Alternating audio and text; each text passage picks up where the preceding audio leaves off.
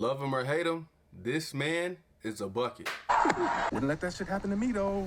What's good, YouTube man? Welcome back to another episode of Self Check. You've been watching another feed, coming back at y'all again, solo dolo. Before we get started, man, you already know I want to say I appreciate all you ghosts clicking onto this content, giving our content a chance, helping the channel grow little by little. A little progress is better than no progress, and I appreciate that. So if you're a new viewer, welcome to Self Check. Stay to the end of the video, see if you like it. If not, check out some of our other videos. I'm sure we might have something you might like. If you're a returning viewer, what's good, go? I appreciate you coming back. I don't think we've ever had a unanimous 6 man of the year, but this year with Tyler Herro, boy, it might be close. Tyler Herro was number 1, and then the second person might not even be close. And that second person, sometimes they varies between like Kelly Oubre, Jordan Clarkson, or Montrez, or just whoever. But whoever it is, they behind Tyler Herro. It's crazy to think that we already in his 3rd year, and bro about to wrap up this 6 man of the year. So we gotta start putting more respect on that 2019 draft. You got Ja up in there taking his team to the playoffs. Darius taking his team to the playoffs. Tyler Herro about to win this 6 man of the year. Jordan Poole doing his thing over there with the Warriors. So we gotta start putting more respect on that 2019 draft. But this video right now, we dedicating it to Tyler Herro. We all know what happened in that first round of the 2021 playoffs, man, when Milwaukee and Miami matched up and Milwaukee got that get back. Jimmy Butler was talking about he was stupidly locked in. He played stupidly terrible. Tyler Herro didn't have a great series, and as soon as that series was over, they gave him the nickname Bubble Boy.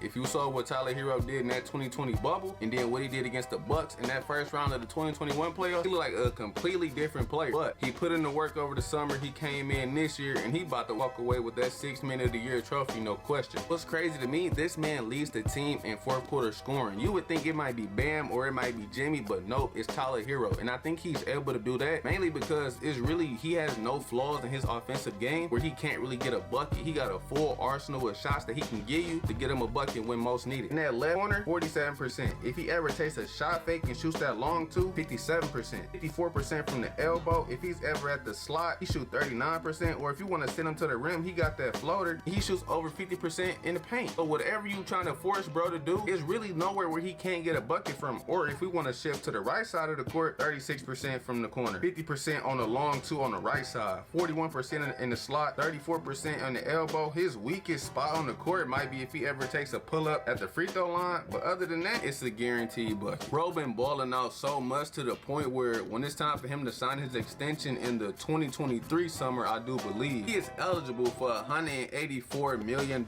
over 5-year max contract. To bring me my money.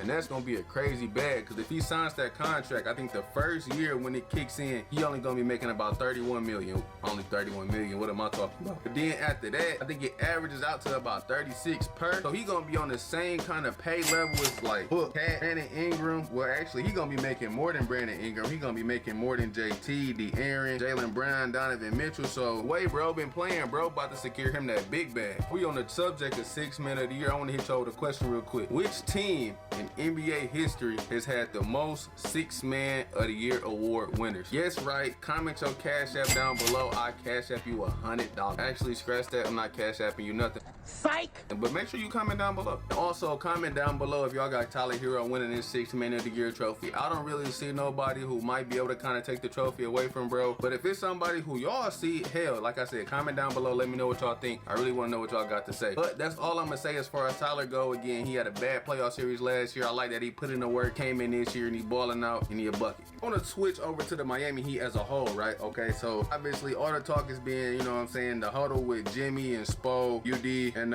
how they might be sweating. Brooklyn kind of coming to play them in the first round. They kind of played last night, and if it kind of go how it did last night, that might be a quick series. I'm not gonna lie to y'all Heat fans, don't get mad at me. Hey man, I'm just calling how I see it. All right, I want to talk about Jimmy Butler real quick, right? Okay, so now when me and T did our Boston Celtics video, and actually, as soon as y'all done with this one, man, go check that one out. I'm gonna put a card to it at the end of the video. Click on that, go check that one out, show some love, show some support. We appreciate you. Go. What I brought up was, if them two teams link in the playoffs, right, what might be the Achilles heel and the downfall for the Heat is Jimmy Butler not being able to knock in threes consistently. If you look this season, Jimmy is shooting 20% from 3. Now get this, the worst 3-point shooting percentage ever recorded in the season is 17% from Lance Stevens. Him not being able to knock in threes consistently, I'm a firm believer of if your star player cannot knock in threes consistently, especially if he's not truly dominant in the paint, that's gonna be the downfall of your team in the playoffs. What I do think they got going for them, even though Jimmy Butler is shooting the ball at a horrible clip, with all due respect, what surrounds Jimmy is straight snipers. If you look at the player shooting percentage around Jimmy, you got PJ at 42, Caleb Martin at 41, Max Strus at 40, Herro at 39, Duncan at 37, and Gabe and Kyle Lowry at 36%. So if Jimmy can kind of just do what Jimmy does, get to the rim and finish, or get to the rim and kick, and them shooters are knocking down shots, that's Miami's recipe to success. Because I think they don't really have the star power as some of these other teams that they would link up with in the playoff series. That's kind of going to be their recipe for success, and I feel like if they can do that, they're going to have a pretty good chance. But again, against some of these other teams, man, I don't know. It could go, you know what I'm saying, one or two ways for them boys. So I want to talk about what went down in that huddle right now. Before I kind of get started, I want y'all to let me know in the comment section down below, man, do y'all think that was a big deal? Not a big deal. To me, it's not really that big of a deal because I've seen things like this happen with the Miami Heat plenty of times in the past. Brown kind of bumped Spo. I didn't see D-Wade get in Spo's face. I didn't see Brown and Chalmers had a little back and forth. I didn't see Chalmers and Bosh had a little back and forth when Joakim Noah was clapping in their face. You kind of got the competitors that you do, pedigree that the Miami Heat have, man. That's just kind of organization that they is. They really no nonsense, bro. They want you to play hard. They not really for no bull. They want you to get an effort, and when you're not giving the effort, they get on you. So me, it's not that big of a deal. I feel like people want to make it that big of a deal because Jimmy Butler has a history of kind of, you know what I'm saying, overstaying his welcome with teams. Even though other than the Timberwolves, I mean, when has Jimmy Butler really overstayed his welcome? I think with Philly, he just dipped out. Only problems he's had really, to my memory, you know what I'm saying, the Timberwolves, when him and Cat kind of fell out and he kind of was calling them soft and all that stuff in practice. But other than that, I don't really think so. I don't really think he kind of left the Bulls on bad terms, not to my knowledge. If he did, and I'm tripping, let me know in that comment section. But I mean, other than that, man, it's not that big of a deal in my opinion. Victor Oladipo, right? So I know, like, Vic, he's only played, I think, a handful of games. I think he's played literally like 5 games, and he hasn't really looked like that impressive. I know he really kind of looked good in his first game, and other than that, I mean, I feel like he's kind of been struggling to find his rhythm a little bit. I feel like he might fall out of the playoff rotation, which is crazy to me. I feel like Vic kind of needs to be in there just because he got the experience. But I know when that video came out of him playing 2-on-2 with like Kyle Guy, UD himself, and I think it might have been like a trainer,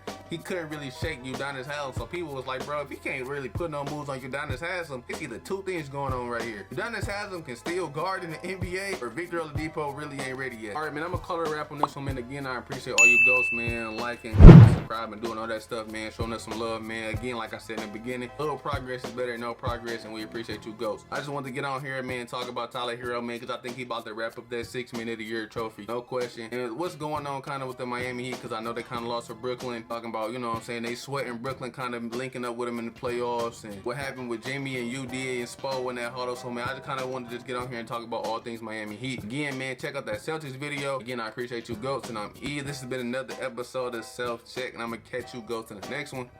Peace.